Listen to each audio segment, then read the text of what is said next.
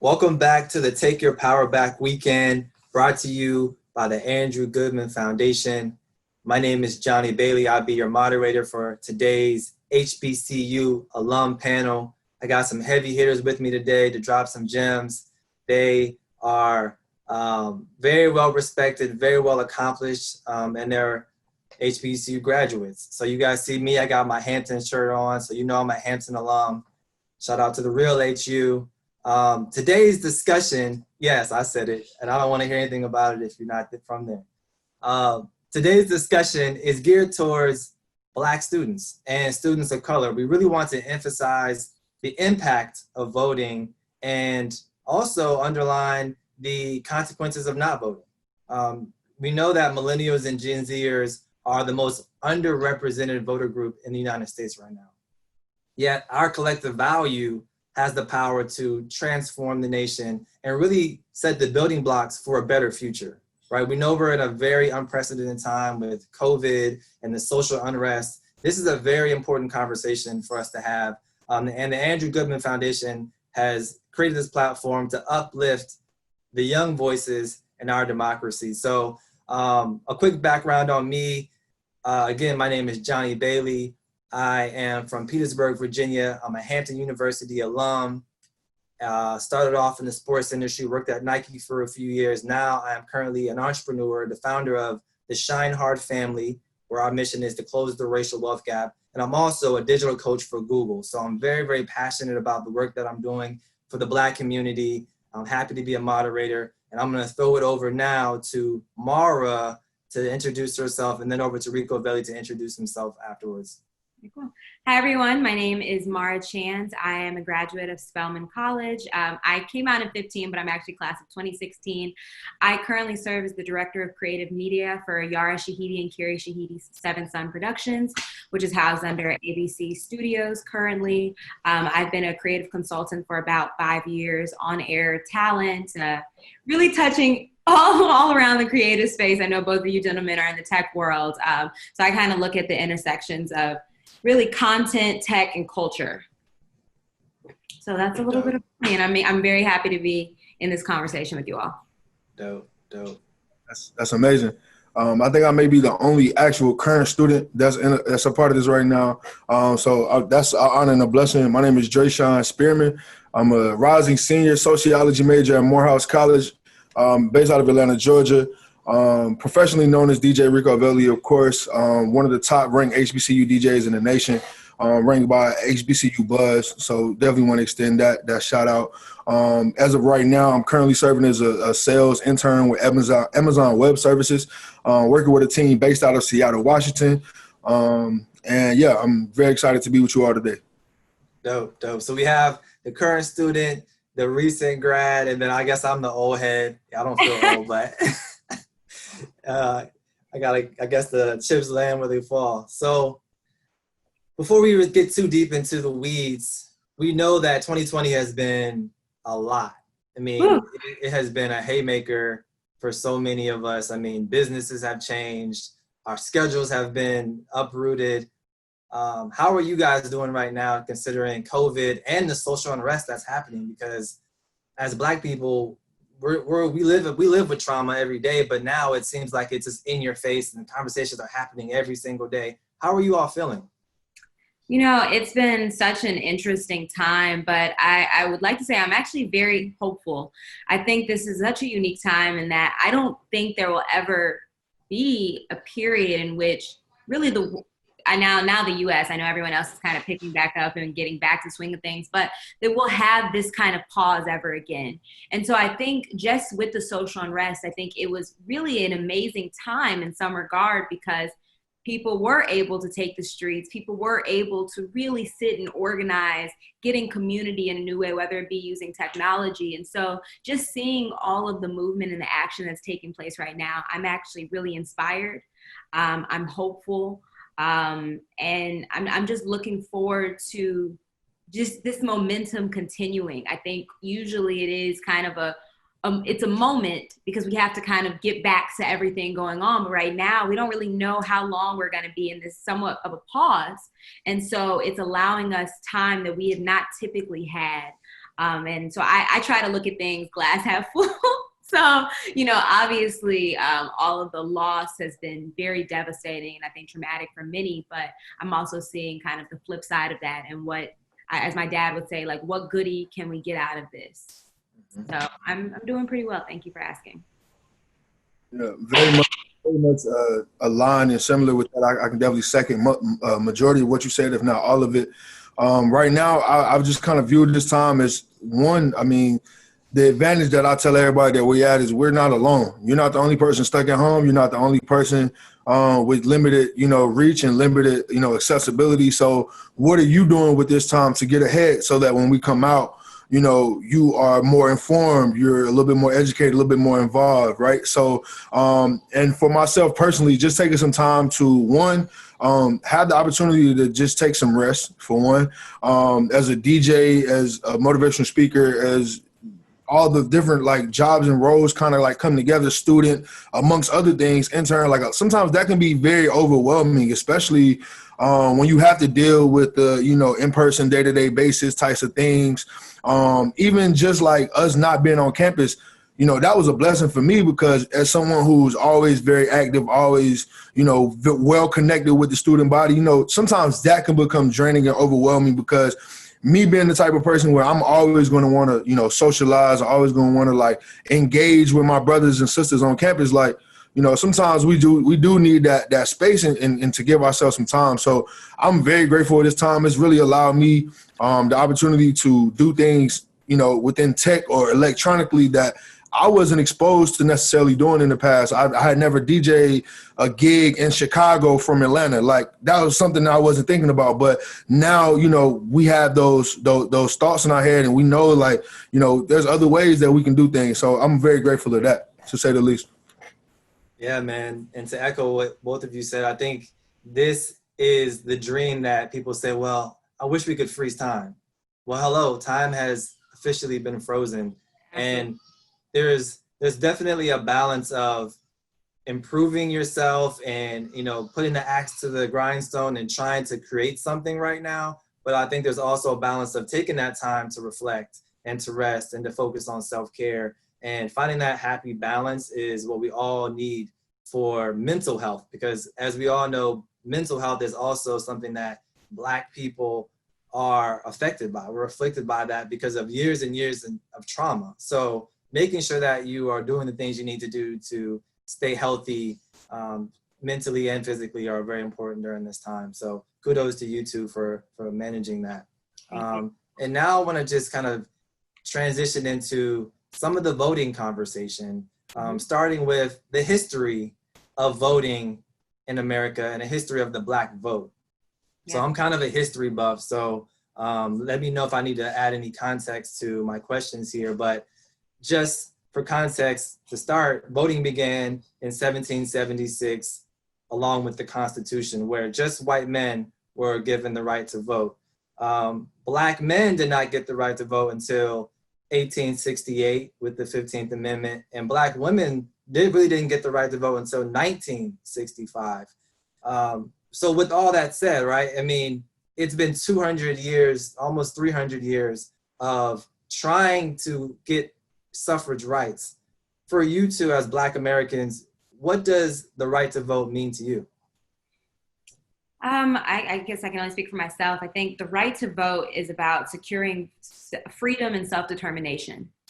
And I think that's kind of how I've always looked at it. I know that there is obviously a lot of issues within our system overall, but getting to be a part of, it's the decisions that are being made by voting in from people at office, no matter, if you're voting at the primaries, general election, whatever, if you're doing state voting, as well as just your actual city, but making sure that you are getting to be active in your own freedom and really your own experience, how you get to experience living in this society. So that's what voting has always meant to me.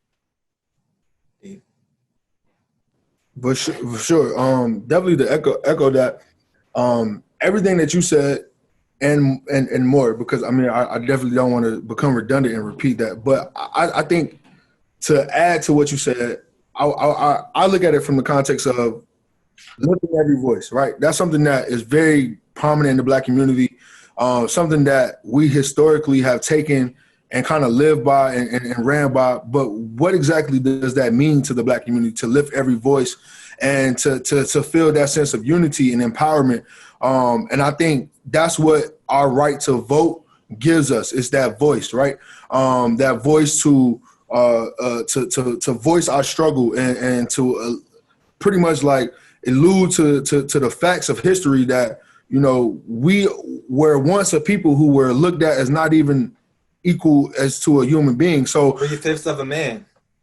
Exactly. So now fast forward into, you know, generations of fighting and generations of casualties and a number of different things and all the things that we've been through, right? I look at it like, you know, now in 2020, 2021, why not? That's my biggest thing that I ask people. Why not? Because a lot of times the Black community is misinformed, right? I think that's the initial struggle that we have when it comes to having these types of conversations is we're going off of how we've been misinformed for years and years at a time. Imagine generations of misinformation, and then here we are as the millennials who are looked upon as the ones who are going to go out and change this world, the ones who are going to go out and break the barriers. But it starts with our rights, right? And understanding our rights and how important it is to vote. Like that's really always been my biggest thing. People fought and died for this, you know, and like when you really begin to like think of how cruel this is, I would definitely like to say condolences to John Lewis, who just passed, who was a very prominent figure who we saw before our eyes, literally from civil rights movement to what we've been dealing with in recent months. And I'm sure that we can all agree that there's some alignment in the things that we've seen from the 60s and even hundreds of years ago to what we're still fighting with today. So I think all of that just speaks to why it's important for us to vote. I mean, look at the leadership that we're under now and some of the things that we're facing, you know, some of the slight inconveniences that Mayor Keisha Lance Bottom has to deal with recently, for a prime example.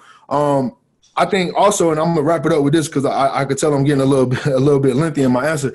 But I just want to pinpoint the fact of how important it is for our local voting as well, right? Look at our governor here in Georgia. Look at our governor here in Georgia. And he stole that, but that was a stolen election. We did vote for Stacey. We good. But even in that case, that's why it's even more important for us to over-advocate for these types of things, because imagine if everybody showed up to the polls and we didn't miss those few that didn't make it, right? Imagine how much more difficult that would have been for them to alter or change or cheat or whatever the case may have been. So that's why I say we're not just fighting the reality. We got to go above and beyond, right? Because we're going to get so much. I think that's well said, that we know our voting rights are under attack. And if we're not active in mass numbers, then we can easily be undercut, undermined by the system. So with that energy, do you feel like the right to vote is a form of activism? I would definitely say so, because when you think of what it means to be an activist, you have to be active, right? Mm-hmm. That's just a part of it. And if you're not taking that initial step to say, this is who we want as a community to represent us, this is who I want as a Black man or woman to represent me and where I come from and my heritage and my lineage, I think it all goes hand in hand. So to answer your question, I would definitely say yes. Like, this is a huge part of what it means to be an activist today, for sure. Mm-hmm. Mm-hmm. I mean, disrupting the status quo. Absolutely. I think kind of just thinking about the definition of activism, which is bringing about that political and social change, that I think that voting is probably just at the foundational level of activism. It's something that I wouldn't say all can do, but we should all be allowed to do. It doesn't take extra organizing on your behalf. It does take dedication. And hopefully, there aren't systems in place that are preventing you from voting, whether there be, not enough, polls, what I'm trying to say, machines at the polls, or you're able to get off work, and too many things that are not in place preventing you from doing that. But I would say it's definitely a foundation of activism. Yeah. And I think there's so many barriers that have tried to suppress the Black vote. And DJ Ricoveli mentioned the late, great John Lewis, who's one of our Black heroes, who was a huge advocate for voter rights and helped get the Voter Rights Act passed. Quietly and gradually, voter suppression is real. So have you ever experienced voter suppression? And if you have, what have you done to overcome that? I haven't personally, but I do know I typically have voted absentee, just because I haven't lived in the state that I actually am. Well, none of the states I've lived in where I've been resident that I usually am in during elections. Yeah. So Because you live in Georgia now, but you're from where? No, I live in Los Angeles. Funny enough, I still have a Georgia license, and switching over. But I remember actually you brought up the gubernatorial race in Georgia, and making sure I actually was campaigning here for Stacey and fundraising and ensuring that I had my absentee ballot, that I could vote. So I can't say that I have on my end, but I do know plenty of friends specifically in Georgia who have definitely had actual voter suppression, whether it be in their county, not able to have, they all like their machines are broken, or I think people waiting literally a day, like 9 hours to vote, when you're literally, you can go to Cobb and vote within 10, 20 minutes. Right. And so I know, just depending on people's socioeconomic situation, I've definitely spoken with people who have definitely seen voter suppression firsthand.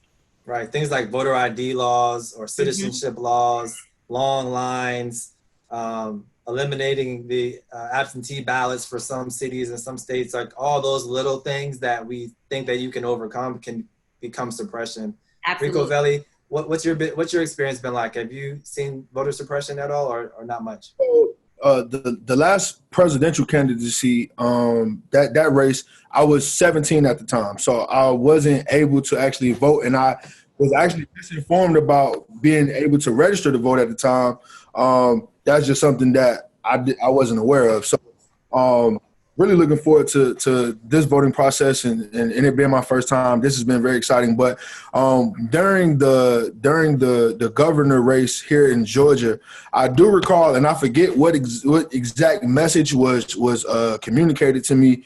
But essentially, I was ended up informed later on down the line that my vote literally didn't count, right? I can't remember if it was like a text confirmation or something that wasn't there, or, you know, what was the case. But for some reason, like, I remember getting some type of message basically saying that, you know, that there was some error somewhere, and I voted here at the school at Morehouse. Like, Morehouse was a voting center. So if I had that issue as a student attending the college that I'm voting at, like, I can only imagine how many other students had that issue, right? And granted, it was some time ago, so I can't, you know, pinpoint what exactly that error message was. But I do remember it developing some concern, like, just not really understanding, like, why would this be the case? It was already so much controversy around this you know, this race, and, you know, our contestants that we had going at the time. So it's like, to me, I didn't understand, like, you know, what could I have done differently, or what do I need to know for the next time that I go and, you know, try to go and cast that vote. So I guess you could say that was some voter suppression. It was just more so a confusing situation for me. I actually can speak to that. It's interesting. Now you kind of reminded me. I wouldn't say suppression, but I guess kind of confusion in the same light. So the 2012 election was actually my first time to vote, and I actually didn't get to vote because of a similar situation, where I didn't know, because I was a student, I really didn't understand how the absentee process worked. Like, it was really, I didn't even know that you can vote, you can become registered to vote in a state that you're attending school in. Like, I didn't know all of those, the kind of the antics around that, or the steps, the necessary steps. I don't recall Spelman being a poll place at all at the time. Maybe it was, but I don't even know if that was like public information. And I remember going to like vote with my friends and like not being registered, but like I just didn't have any idea on the process, which is so interesting because I come from a fairly engaged political family. I wouldn't say, you know, my dad sat on, you know, the different city councils and places we've lived, and we're always voting in our local election thing. So it was interesting that when it came to it, I just kind of presumed that like I was registered when I got a license. Like, I thought that was taken care of. And I didn't even think about it. And then it was too late to handle the absentee ballot. So that was 2012. I guess it was now 8 years. So I was a little removed from that. So I wouldn't say suppression as much as misinformation or kind of lack of guidance in that regard. Yeah. So yeah, I think that is specifically when you're thinking about students, you can vote at 18, but there really wasn't a lot of voter education or even really an understanding of the ballot. Thankfully, there's so many tools and resources now where I'm like, okay, like what exactly are we voting for? Like I know there was a recent act, I believe in 2019, the Future Act, which was so important for HBCUs specifically, kind of granting us, I believe it was close to like 250 million that ensured that we had 250 million in annual mandatory funding that was given to HBCUs as well as minority serving institutions. And that was an act that was presented to the House, but it was so many things that like, I just simply didn't know. Like I didn't know what was on the ballot. I'm like, I'm a Democrat, like, okay, like, you don't really know much about the candidates, and it comes a time in your life where it does become something that you have to be an active participant in a little bit more, learn a little bit more, take the time to learn about people's, just their plans. What do they intend to do? I think a lot of people are like, oh, the Black person, this has my best interests at heart. And I'm from Chicago, and I've been hearing, a lot of pushback regarding the mayor, and people are, especially from our generation. And they're like, we voted this Black woman in, and here she is bringing in the feds. Like it's really, people weren't going below the surface of we have an opportunity to put a Black woman in office. Mm-hmm. So I think it's just a little miseducation, a lot of misinformation that can also suppress the vote. And it not necessarily be something, I guess that is systemic, but nothing as much of a barrier as like broken machines or one machine at your polling place. You raise a really good point around a lot of different things that I kind of want to like pick and choose from. But I think what the thing we have in common is that we all go to college and turn 18, right? So at that point, we're wondering, whose responsibility is it to educate us on how to vote, who to vote for, per se. So from an HBCU perspective, how much has your HBCU shared with you around your voting experience? And do we feel like that's something that should be integrated into that educational process?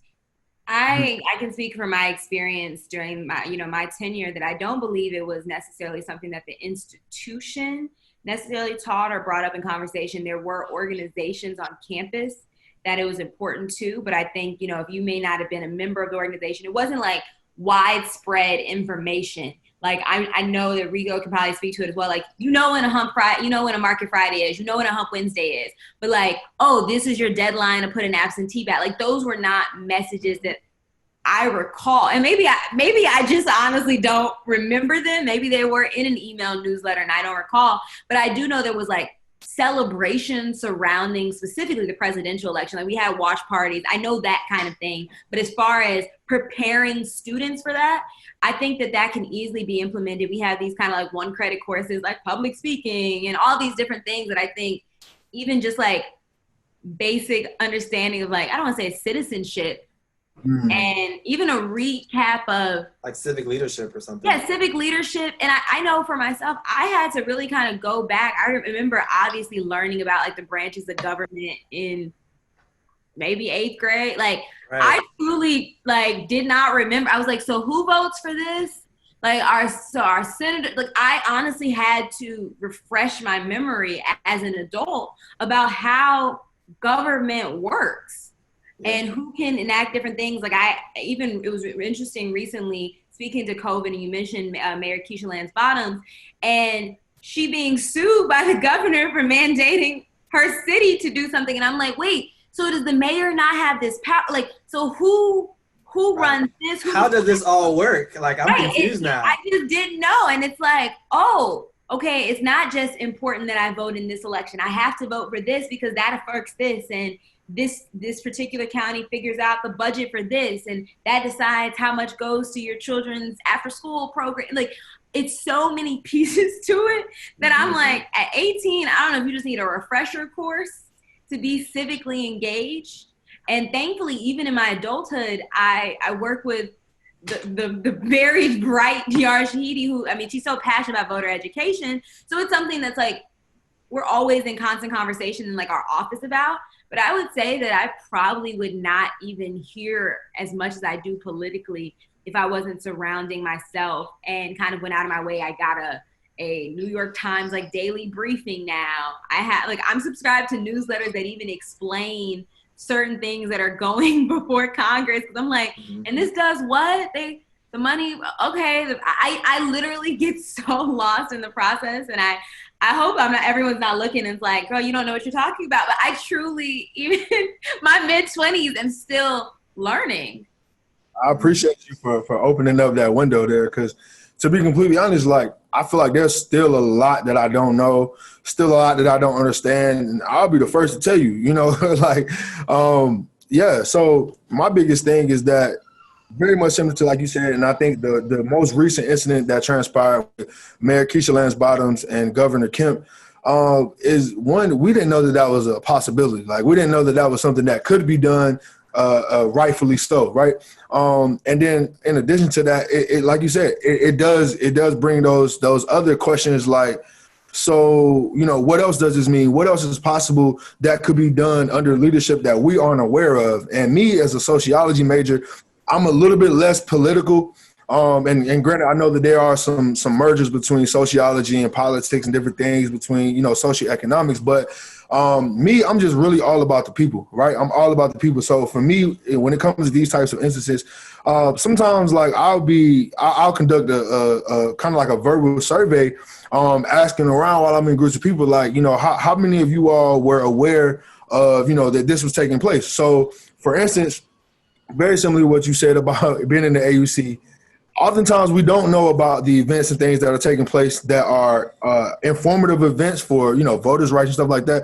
I would be the first to say, and I'm pretty much on contract as the campus DJ, but I'll say we need to do better with those types of events, right? Like, we need to be a lot more assertive when it comes to like being prominent in this space. Like, we have to make sure that our students know, because me as a freshman, sophomore, even now as a rising senior, it's questions that I don't have the answers to that freshmen are going to want to know, that they should, it should be some type of pipeline to where we're sharpening this tool amongst one another. So yeah, that's it's interesting because we do have the spaces at HBCUs to do it. I know I can speak for Spelman and Morehouse. Like, we have mandatory convocations, so we be having conversations.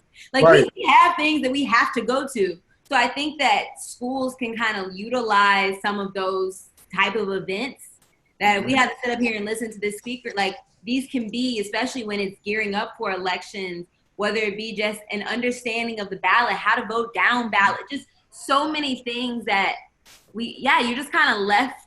I feel like a lot of adulthood, you're just like left to figure out on your own. It's like taxes. What? How do what? Like, I didn't know how to pay off my student loans. What? When? How to buy a house. What? All those questions that we don't necessarily learn in school. Our parents may have been miseducated, so we're all learning on osmosis as we go. But let that be a call to action to all you students who are watching this right now, that you need to make that a part of your conversations. If y'all having convocation, if you're in organizations, if you have a broadcast system, you're the DJ or however you're disseminating information, make civic responsibility a part of that conversation. Voter education, make that part of your agenda.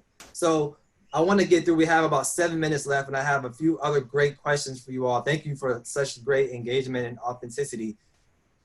One, I want to ask around who we vote for as a community. I don't have to go super deep into this, but I want to just touch on how do we decide who we vote for? Because we know that 20%, 24% of the Black community is going towards the Democratic primary. And I think sometimes the Democratic president or elect thinks that they have the Black vote on lock. Now, there's people who say that we hold the Black vote hostage and go for the best candidate. Or do you feel like the Democratic Party has our best interests and that's who the Black community should go with? And let's make it really short, succinct answers, but dive in on that. Let me know how y'all feel about that for HBCU communities. I would say based on, I believe kind of the, I'm literally forgetting the word. What do you call it? You guys can edit this piece out, but what is a candidate has there? It's like their plans. What is it called? It's Their platform. Yeah. Okay. So I would say just in reading platforms for both Democratic and Republican candidates, I think it comes down to really understanding the nuance of things. A lot of it, I would say, is pretty neck and neck. I do think it's assumed that the black vote is on lock by the Democratic Party, but I think you have to take it a step further and really kind of look into certain things. And I look for intersectionality. I think a lot of times so for me, I'm like, okay, well, if the LGBTQI community is good, then I already know the Black community is going to be good. Like, I'm looking at the intersections of all of these pieces. And so I really now am taking the necessary steps to kind of read between the lines and look beyond parties, because I think I really don't feel like there's too much difference. Yeah, and this year, we already know who we're not voting for. So the question I was asking was more for like local, state, and maybe future presidential elections. But Ricoveli, what's your take? My biggest thing is and to not get into the specifics of, like you said, just who's in this, in this running, but just what are we looking for? What do we want in our ideal candidate, right? And so for me, very similar. We gotta look at that platform. We have to listen to what they're saying. Why, like, tune not just the debates. I'm talking about private interviews, like understanding their background, understanding like what their moral wants are, what their understandings of where the world is right now, what the world needs. Because in the grand scheme of things, like, of course, we want that representation for our Black community, but one, it has to be right. And it has to not just come from a place of, I want to do this because I feel like I have to, but like, wanting a candidate who genuinely feels that it's their job to protect and serve, or to really like foster our representation of our community. So I think that's the very important thing to me. Even for instance, we are going to throw names out there. Joe Biden, for instance, right? Our Democratic candidate who we have on, was served as vice president to our guy, my president, Mr. Barack Obama, right?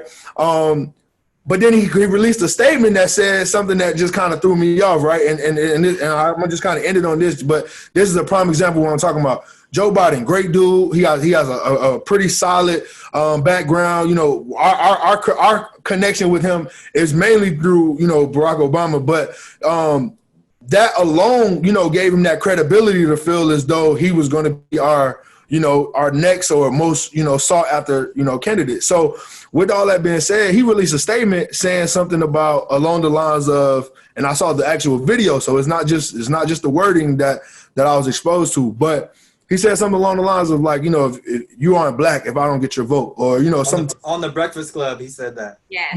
On one of the largest multimedia platforms that holds and gains our attention as the Black community, you got to watch what you say and how you present those types of things. Like, granted, he could have really meant that from a near and dear, like very humble and meaningful place in his heart. But it even comes to the delivery of the setting that he's in and how he presents stuff like that. Like, I'm always thinking, if you would say something like this publicly, what are you saying in private? So I don't know. I'm very critical and analytical when it comes to different candidates, because I know, for lack of better terms, BS, right? It's real. So I think that's my biggest thing, because I like to dig a little deeper and just understand a little bit more about the person.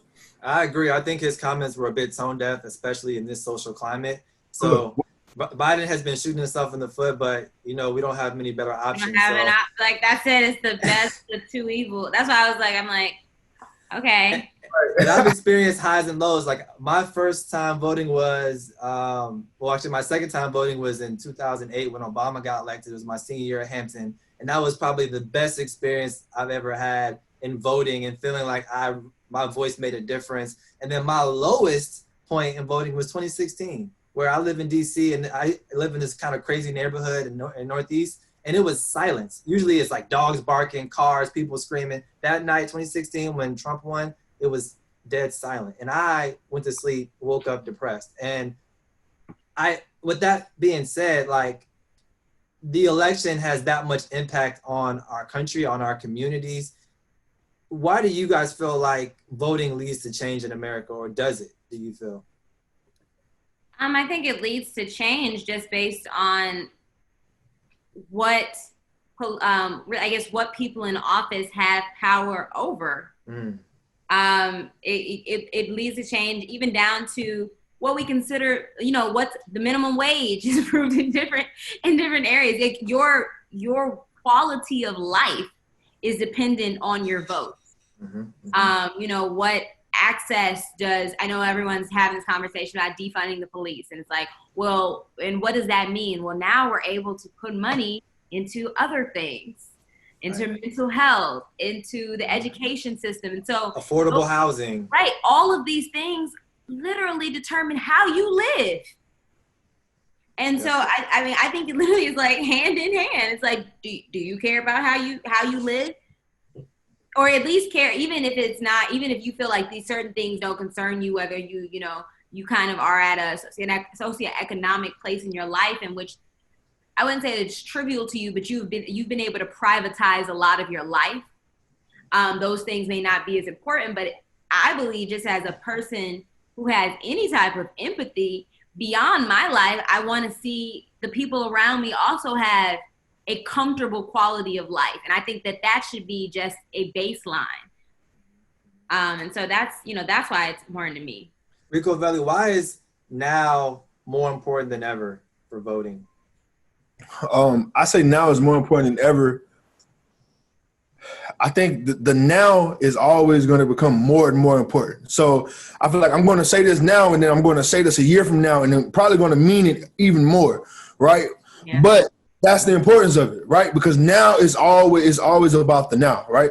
Look at the history. And even through this conversation, we touched on some of those things, but the history of what voting has looked like for our people. For a people as a whole, and for our people particularly, you have to, one, be able to identify those differences, right? Two, it's very important to me because who we select to represent and lead our communities is very vital, and is going to be a direct reflection of the work that we see or not see become or get done during that term. Excuse me. And so to me, that's the number one thing. For instance, like and to sidetrack that. Also, to a point that you said earlier, skin folk ain't always kin folk, right?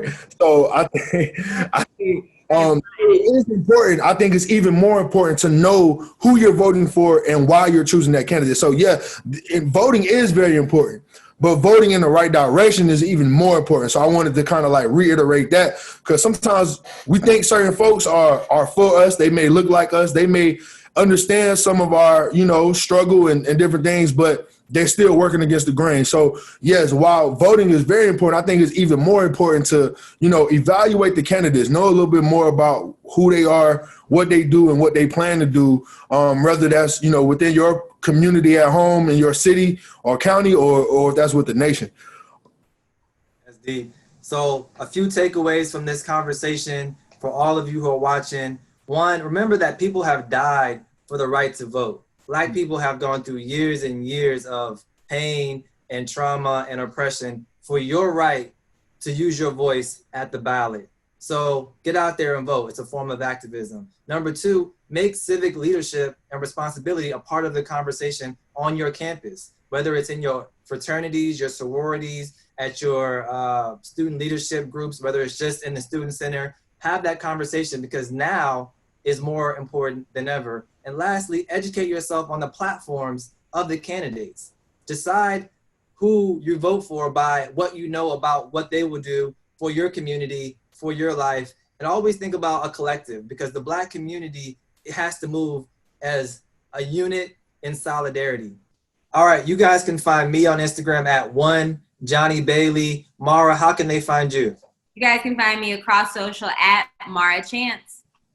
For sure. And for me, you can find me on all platforms at DJ Ricoveli, RICOVELI.